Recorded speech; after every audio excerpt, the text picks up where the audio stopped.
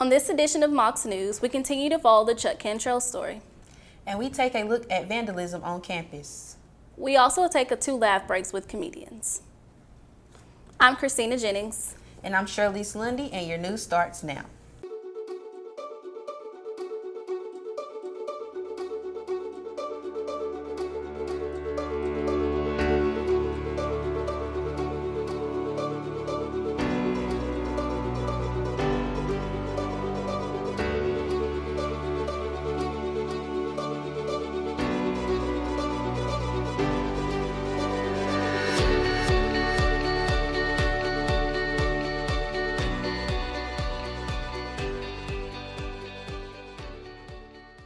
The court case of former UTC spokesperson Chuck Cantrell is now over. Our Shane Perry has the story. The latest hearing for Chuck Cantrell happened this week in Hamilton County General Sessions Court. Mocs News was there to cover what happened. In the courtroom, Judge Lila Statham asked Cantrell how he wanted to plea on the charge of public indecency. How do you plead? Guilty or not guilty? Guilty. Okay. Then I will sentence you to the $500 fine. He was then free to go, and the charge would be expunged from his record. This is normal for a first-time misdemeanor offense.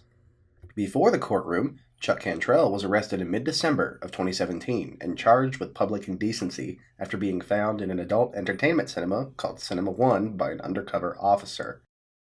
He then resigned his position as Assistant Vice Chancellor for the Department of Communication and Marketing at UTC. Cantrell completed his community service as a part of his plea agreement. I'm Shane Perry with Mocs News. UTC police say a man vandalized and stole items from a testing area on campus. The incident happened last Friday at the DRC testing lab located on the first floor of Frisk Hall. The police report says 23-year-old Jeffrey McGowan raised suspicion when he tried to walk out of the building with a painting and computer equipment. He had resisted arrest at first. McGowan will go to court March 5th. Injustices, Protests, and Questions, a documentary debuted as part of Black History Month at UTC. Whose Streets is a story about some of the protests in response to the police shooting of Michael Brown in Ferguson, Missouri in 2014. One of the documentary producers, Sabath Falan, was on hand to take questions after the premiere. Meanwhile, a fatal drive-by shooting has resulted in the temporary closing of a popular Chattanooga night spot. Police say 21-year-old Cache Robinson was fatally shot in the head outside of Southside Social early Sunday morning. That's located across the street from Fielding Stadium. Another woman was injured in the drive-by shooting. She's been treated and released from the local hospital. International Students in Tea, what could be better than that? I truly have no idea, but here's our Joseph Dykes with the story. If you want to channel your inner Mad Hatter, you're in luck. International Student Services hosts tea time twice a month for any student in Hooper Hall. It runs from 3:15 to 4:15 in room 206. It's a relaxed event where UT students can go to know all their international peers better while they also eat cookies and drink tea. All of the food is free and the event is open to any student. Emails are periodically sent out about tea time, so keep your eyes out for them. And if you do want to go to tea time, then the next gathering is on March the 8th. This has been Joseph Dykes with Mocs News. Back to you all. Do you have an extra $5 and want to see some great comedy? You can take part in an all-female comedy just steps away from our campus. The lineup of the all-female comics will take place this Saturday at the Palace. Local comics Grace Holt and Natasha Ferrer organized the event, which they hope will happen once a month.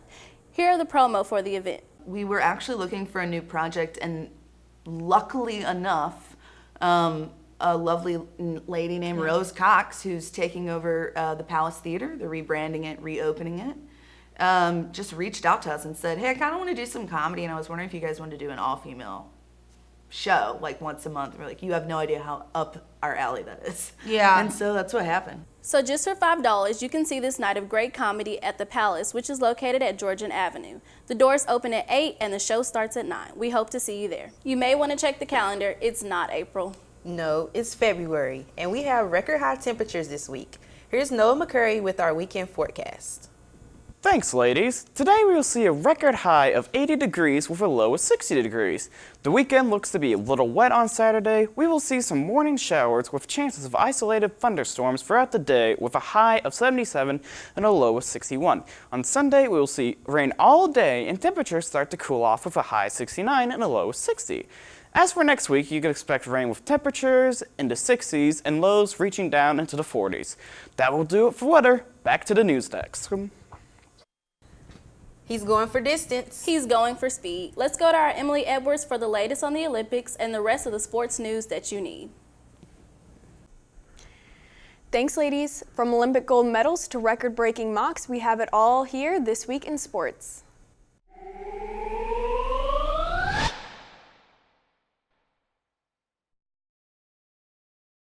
We start with some of the success stories from the current Olympic Games in Pyeongchang. The U.S. women's hockey team shocked the world on Wednesday as they won 3-2 and ended Canada's run of 4 straight gold medals in the sport. This is the first U.S. women's hockey gold medal in 20 years. The good times continued to roll as the U.S. women's cross-country skiing won their first ever medal, and it was gold. It was a big victory for the United States as they defeated powerhouses like Sweden and Norway. In men's half-pipe skiing, champion David Weiss defended his crown and won gold for the USA. The USA now has won 8 gold, 7 silver, and 6 bronze medals for a total of 21 medals in all. Back home, Chattanooga's men's basketball could not secure the win in a doubleheader against Wofford. Our Abby Walker was there to catch all the action. Chattanooga men's basketball lost a hard-fought game last Saturday against Wofford, 64-74. The Mocs were without starting point guard Rodney Chapman due to injury, leaving the Mocs with only 7 players eligible. Sophomore guard Mikkel Foreman got his first start as a point guard and shot a team-high 18 points on the night. Juniors Nat Dixon and McKinday London added 28 points for the Mocs, but the team effort was put into defense. Covering Wofford's Fletcher McGee was a challenge for the Mocs the whole game. McGee posted a career-high 45 points, scoring over half of Wofford's final score. Chattanooga is now 9-20 overall. With just 2 games left in regular season play, the Mocs look for wins against UNCG tonight and VMI Saturday before they move into the Southern Conference Tournament. Count on us to keep you updated with all Chattanooga basketball action. I'm Abby Walker with Mocs News Sports. The women's basketball team got back to their winning ways on Saturday as the Mocs beat Wofford's 76-46 victory. UTC's Kiana Gilbert moved into 11th place on the Mocs all-time scoring list, passing Miranda Warfield. The Mocs improved to 16-10 and finished the season on Saturday against Samford. Chattanooga softball rose up to the challenge in last weekend's tournament at Frost Stadium with big wins over Tennessee Tech and Tennessee State. Chattanooga Mocs softball was back home this weekend when they racked up 2 wins during the Chattanooga Challenge. The Mocs took home a win against Tennessee Tech 7-5 and Tennessee State 2-1. The rainy weather didn't slow down the Mocs when they blasted 3 home runs this past weekend. Amanda Beltran got her first home run of the season against Tennessee Tech, and Emma Sturdivant got her first career home run, a solo shot to give the Mocs the lead against Tennessee State. The Lady Mocs lost against Sacred Heart, Indiana State, and Western Kentucky. Coming up, the Mocs take on 5 teams in the Frost Classic this weekend. Be sure to check out the season coverage at mocsnews.com.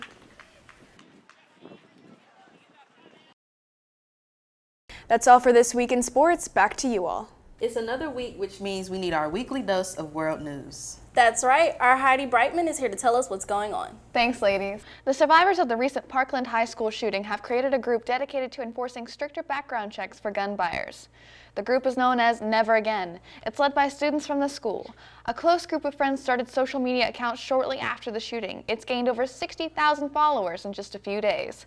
There was a march in Florida State Capitol on Wednesday with thousands of students holding walkouts across the country. Snapchat suffered a drastic loss after the new update. Kylie Jenner posted that she was done with Snapchat. Jenner is one of the most influential celebrities on the app. Jenner's following is up to 25 million because of this. Snapchat stock dropped to a drastic 6%. That will do it for this edition of World News. Make sure to check out mocsnews.com for all your news needs. That does it for this edition of Mocs News. Thank you for joining us. Make sure to check out our website at mocsnews.com to continue following the news throughout the week. And while you're there, make sure to follow us on Instagram, Twitter, Facebook, and subscribe to our YouTube channel where you can see more. Have a great weekend from all of us at Mocs News.